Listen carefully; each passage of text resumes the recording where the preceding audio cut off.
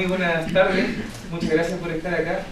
Los siguientes 40 minutos voy a tratar de explicar algunos avances y algunos problemas que estoy teniendo en el desarrollo de la tesis doctoral. Y como la profesora lo enunció hace un momento, trata acerca de un caso puntual, un conflicto puntual sudamericano entre Chile, Perú y Bolivia, y acotándolo quizás un poco más sobre un territorio que se conoce como el territorio de la región de Tacna y Arica.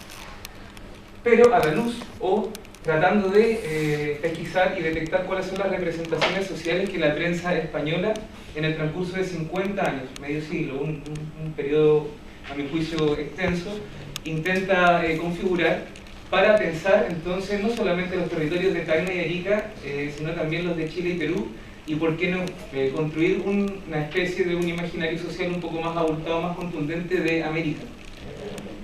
Pero introducirse en la línea de la historia de la prensa, de la historia de la comunicación, supone de partida una serie también de problemas bastante complejos.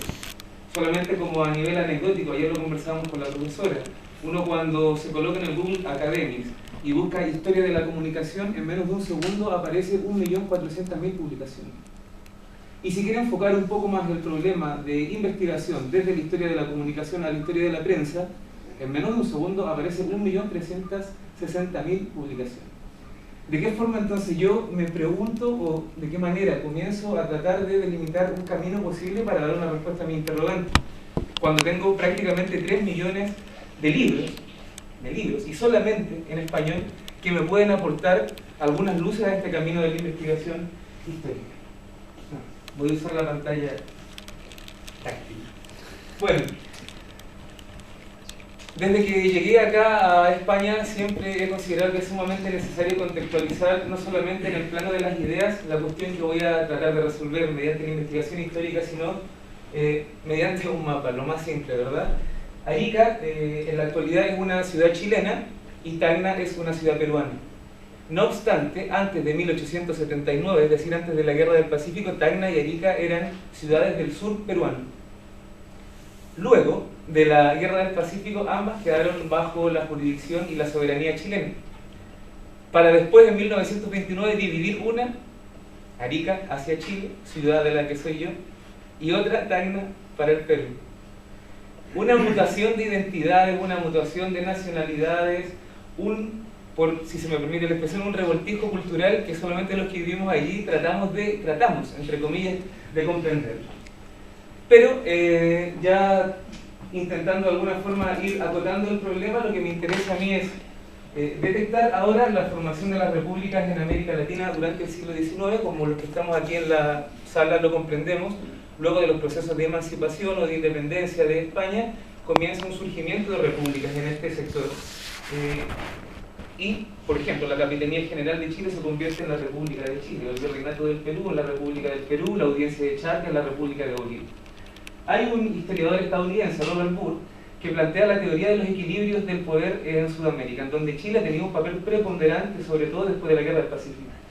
Y este equilibrio de poder, por explicarlo de una manera vulgar y simple, se relaciona con que los países sudamericanos, o latinoamericanos también, para extenderlo hasta México, tienen muy buenas relaciones con los estados que no tienen fronteras.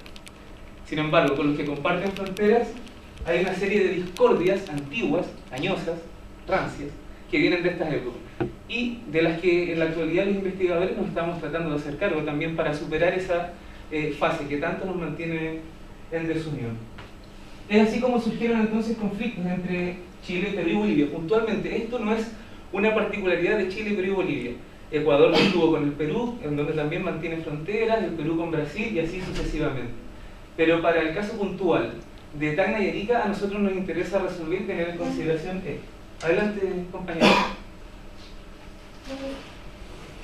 Que ellas también son compañeras de Latinoamérica, entonces pueden entender bien el fenómeno que se está explicando.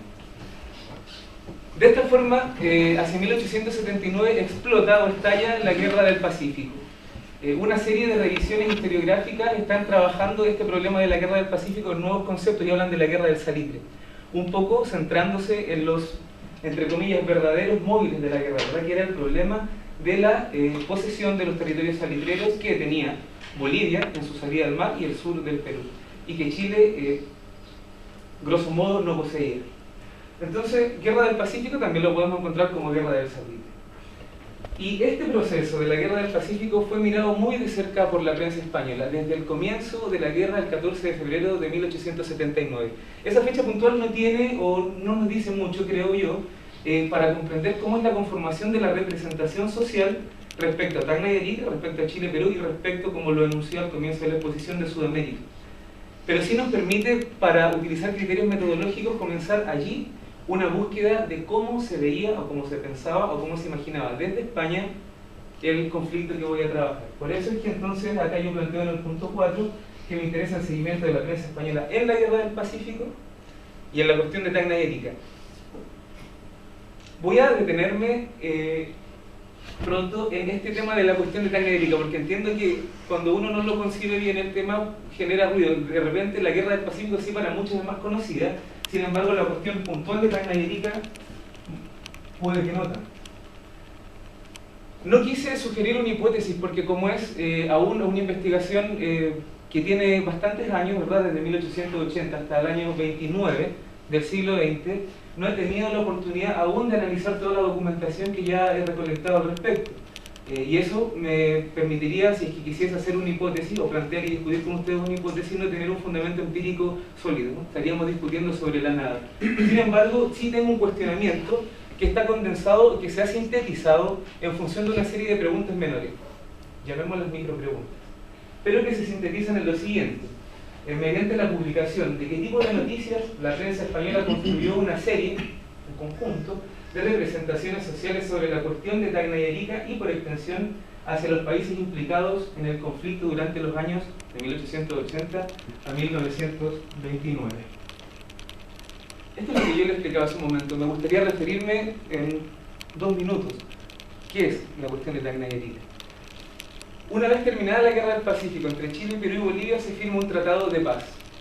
El tratado de paz, como la mayoría de los tratados de paz que siguen una guerra, es realizado bajo los términos del país vencedor, en este caso Chile. Y en este Tratado de Ancón de 1883 se estipula en el artículo 3, que es el que nos importa a nosotros, que Tacna y Arica van a pasar a soberanía chilena por un término de 10 años. Solo 10 años van a estar en posesión de Chile.